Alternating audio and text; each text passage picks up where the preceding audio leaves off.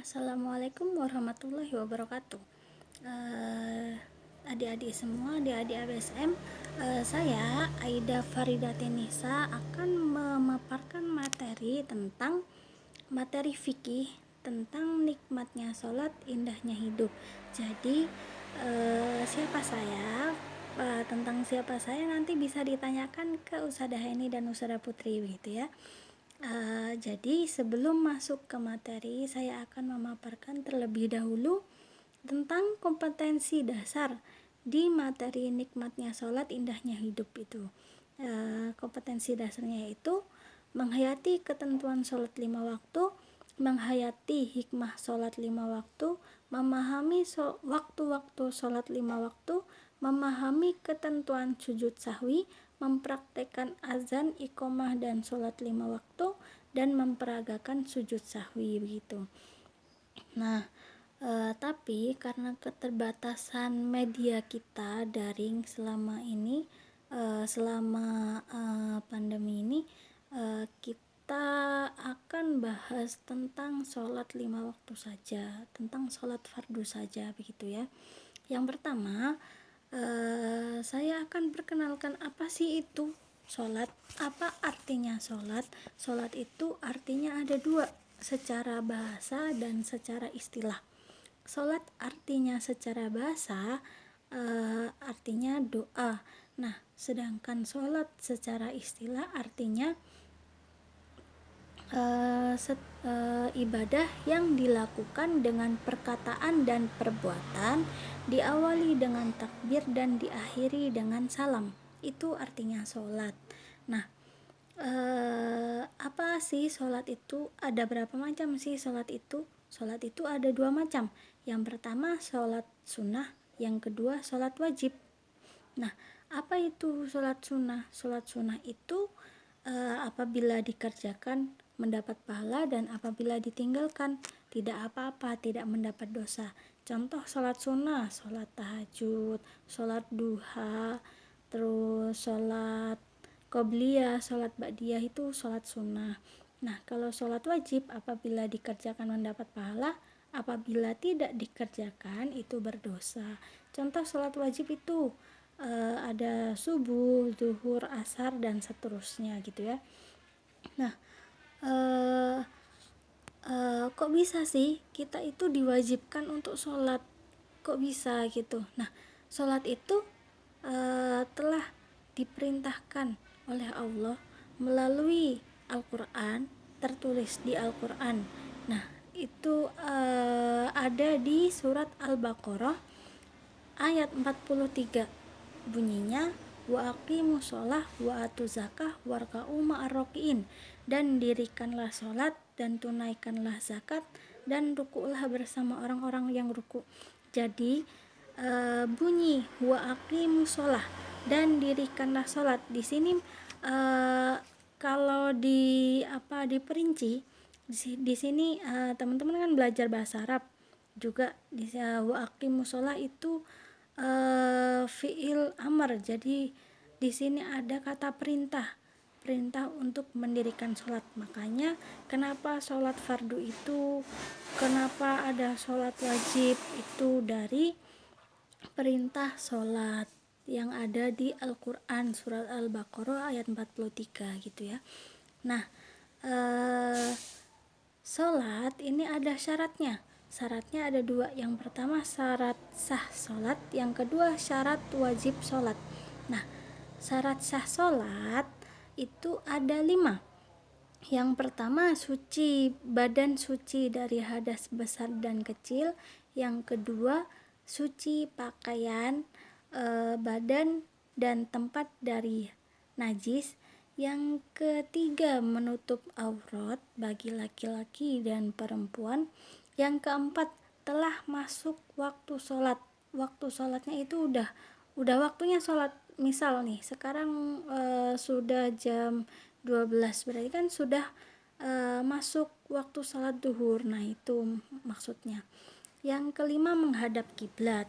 Nah, kemudian syarat wajib sholat itu ada Islam. Jadi kalau teman-teman itu semua beragama Islam itu wajib sholat. Yang kedua balik. Nah, Kalau sudah balik, kalau umurnya sudah cukup untuk sholat, sudah memasuki masa wajib sholat, itu sudah diwajibkan untuk sholat. Yang ketiga, berakal. Nah, karena kita berakal, bukan orang gila, jadi kita diwajibkan untuk sholat. Yang keempat, suci dari haid dan nifas bagi perempuan. Yang kelima, telah masuk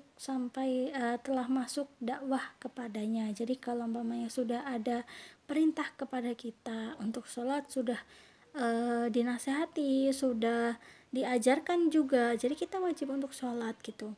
Yang keenam, terjaga. Maksudnya terjaga ini dalam keadaan sadar dan tidak tidur itu. Nah, jadi kita harus bisa bedakan antara syarat sah dan syarat wajib. Jadi kalau umpamanya kita itu sholat tapi ada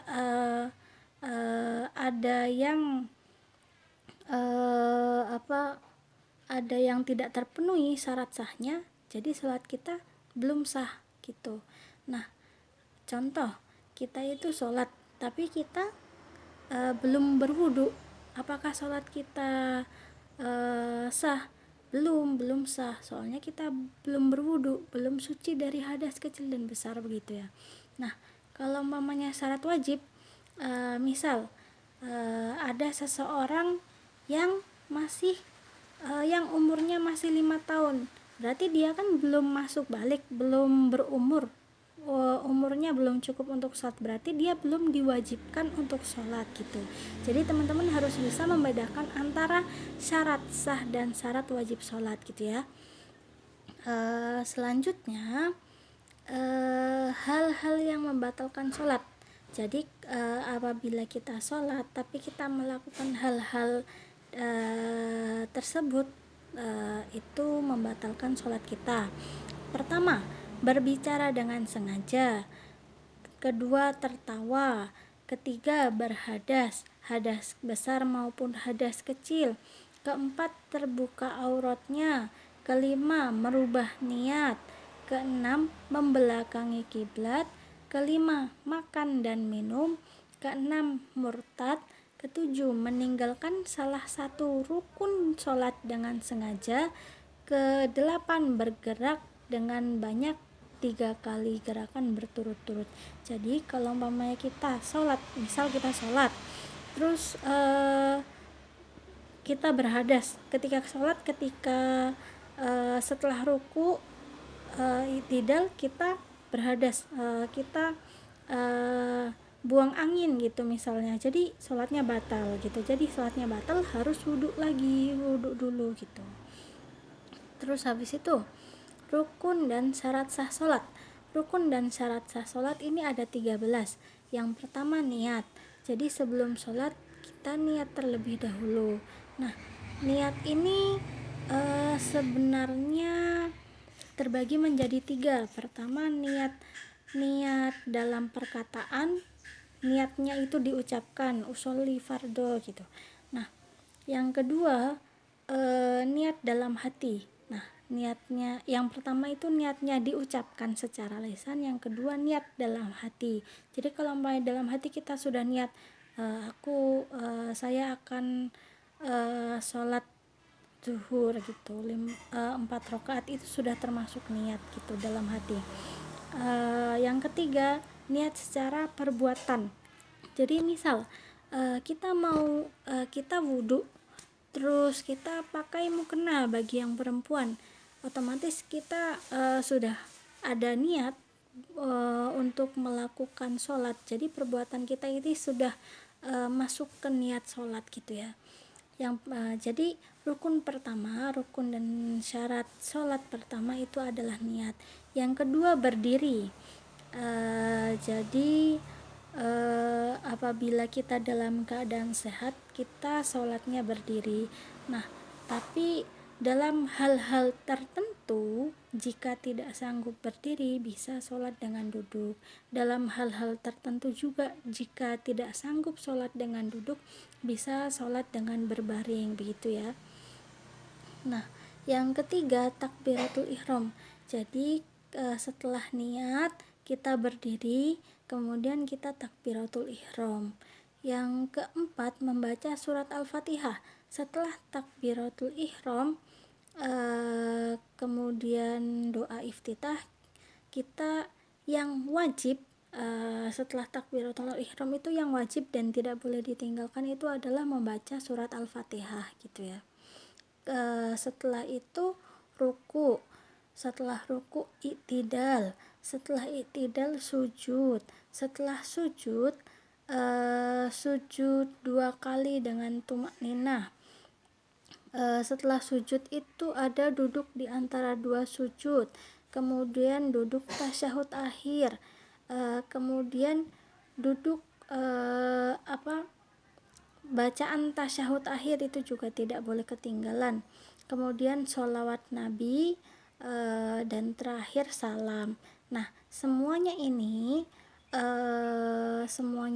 dilakukan dengan tertib gitu ya. Itu rukun dan syarat sah sholat.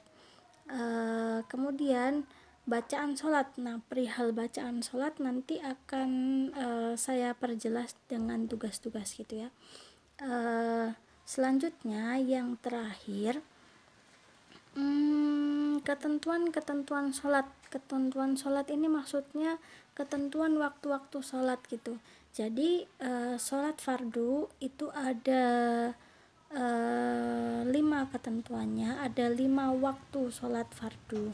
Yang pertama subuh, kedua zuhur, asar, maghrib, dan isya. Kalau sholat perihal waktu-waktu sholat fardu ini saya yakin adik-adik semua sudah paham gitu. Nah, jadi cukup di sini materi yang bisa saya sampaikan. Selebihnya nanti akan saya perjelas dengan tugas dan praktek ya gitu. Nanti akan saya sampaikan ke Ustadzah Putri begitu. Terima kasih adik-adik semua. Setelah ini saya harap adik-adik bisa mencatat ya. Jadi setelah didengarkan adik-adik semua mencatat, karena ilmu itu kalau tidak dicatat nanti akan hilang begitu, kalau tidak ditulis nanti akan hilang begitu.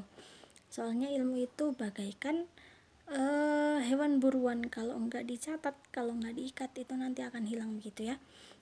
Terima kasih. Wassalamualaikum warahmatullahi wabarakatuh.